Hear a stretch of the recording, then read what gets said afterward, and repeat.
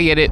You got goals you're trying to meet, but it feels like the more you try to reach them, the further away they are. I know what it feels like to feel like you're going nowhere with your music career, and sometimes I still do feel like that, although I do have evidence to prove that I'm not just stagnant. This is something that I think us musicians, and I think anybody in general, will just feel in life. You feel stagnant, stuck. You don't really know what to be focusing your time on, and you just kind of want to get out of this feeling of just nothing's going on, and especially when it comes to your music career. So how do you actually make progress in your music career? This is a question that I've asked myself multiple times, and although I feel like it's always going to be a question, you're never going to have a definitive answer to know if you're actually doing the things that you need to be doing to make progress in your music career. I think that I have learned a few things that kind of lets me let go of a lot of that anxiety that I have and anxiety that you might have. What's up, geniuses? My name is Adrian Rivera. Welcome back to the channel where you learn to show your genius. It is a beautiful day here in the Chicagoland suburbs. I am here in my garden, and that is for a reason. You will find out that reason later in this video, but enough rambling. How do we actually help you get a clearer vision of what you should be doing for your music career? Do you guys remember a few weeks ago in another video when this tomato plant was like kind of dying off because of the cold weather? Look at this boy now, is thriving, doing well, nicely pruned, trimmed. I'm so happy. In order to progress in your music career, you're gonna first have to identify what the heck it is even that you're working towards. So first thing you're gonna have to do is identify your music career goals and break them down. I know this kind of sounds obvious, but when was the actual last time that you wrote down your music career goals? If you're like me, it's probably been a long time. I have so many different goals in my music career. I'd love to have over 1 million monthly listeners.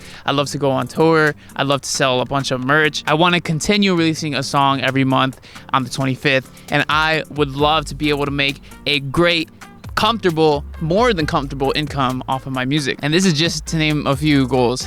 You probably have similar goals along these lines, but the only thing about these goals is that they're big. And the thing is, this can be stressful, especially when you don't really know where to start. So something that me and my brother did not too long ago was we identified what my goals were, broke them down into more immediate goals, so things that I can achieve within this year. And then we ranked my top 4 goals for this year from highest priority to lowest priority. This helped me identify what I should be prioritizing most of my time on, because that is what's really going to matter to me for my long-term career goals. I've been releasing a song every month on the 25th for the past 2 years now, but a consistent problem I was running into was the fact that I would have these songs done only like a few weeks before the song was supposed to come out. Honestly, not even a few weeks, like a week before, even a few days before the song was supposed to come out. And although I always made these songs come out on time, with the exception of one song, we don't talk about that. The problem with not having these songs ready ahead of schedule is that I don't have enough time to pitch these songs through Spotify for Artists so that editors of editorial playlists could listen to them and add them to playlists if they deem they're worthy for it. But another problem is that if I don't have these songs ready and an emergency pops up, I can't have a song for that month. So one of my top goals this year is to create 12 songs by August, specifically August 11th. This means that with my release schedule, I will have a song every month up until April 2024 if I get all of these songs done by August. And if you're wondering, I am currently 2 songs ahead of schedule, which is exactly where I should be based on my current goals. And I recommend that you do something similar, not specifically release a song every month, but base your goals around something that you have control over. For example, I don't have control over how many monthly listeners I have. If I said I wanted to reach 100,000 monthly listeners by the end of this year, there's not really a way for me to actively know if I'm hitting those goals, but something that I do have control over is how many songs I release. So instead of setting goals around things that I can't necessarily control, setting goals on things that I can control is going to make it a lot easier to hit those goals, because I am 1, more motivated, and 2, I have control over what it is that I am doing. So now that we have your goals for the year, what's the next thing you should do? It's time for you to plan how you're actually going to reach these goals. What works best for me, and I recommend that you do, is scheduling out a few weeks ahead of time of tasks that will help you get closer to those goals. Since one of my biggest goals is trying to get music ready for the rest of this year, my schedule looks something like this, where day 1, I'm working on a beat. Day 2, I'm working on lyrics for that beat. Day 3, I'm recording vocals, mixing and mastering that song. Day 4, I'm working on the cover art, and then day 5, I'm doing the visualizer for that song, scheduling it and getting it ready to release on whatever month it's going to be released on. Keep in mind, this isn't exactly how my schedule looks like all the time, although it is very similar to this at the moment. Oh my gosh, what is that noise? I do other things on top of this, like making these YouTube videos. And I know that this might sound like a lot, but you got to remember that I do this full time, and so my schedule is going to look a lot more intense than someone who doesn't do this full time. But that does not mean that you can't have a productive schedule, even if you have a busy life. For example, you have work, school, kids, whatever the heck it might be. Even doing a task for as little as 30 minutes a day is going to help you get closer to those goals, because what matters the most is that you're consistent with these goals. Each one of these tasks will compound, and over time, you will see the fruits of your labor. Speaking of fruits, this is the real reason we are here in my garden today. I have some fresh strawberries, and this relates to the video, by the way, so don't skip this. I have some fresh strawberries here that I pulled from my garden yesterday. This is only half of what I had. The other half I ate yesterday. And every day I've been getting so many strawberries, a big bowl of strawberries every single day from this garden. This is the most strawberries I've ever gotten in a year, and the best tasting too.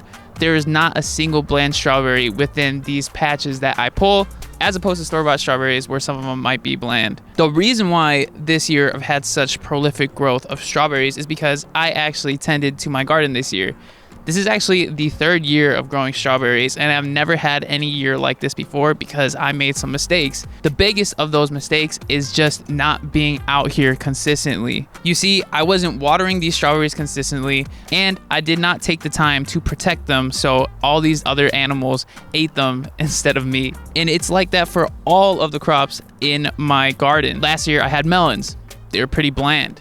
Last year I had cucumbers. They were kind of bitter. Last year I had radishes. They were also kind of weirdly like metallic flavored. But this year, my radishes came out beautiful. These strawberries are coming out gorgeous. And it's all because of consistency. And anything in life, you will be rewarded with consistency. Your health. If you're consistent with your health, you'll be rewarded. Relationships. If you're consistently keeping up with your relationships, you will have good relationships. Your garden. If you're consistently tending to your garden, you will have the fruits of your labor. And your music career. If you're constantly showing up to your music career, you will see the benefits of it. I'm trying to like eat this strawberry while holding. There's too many things in my hand right now. That is so good.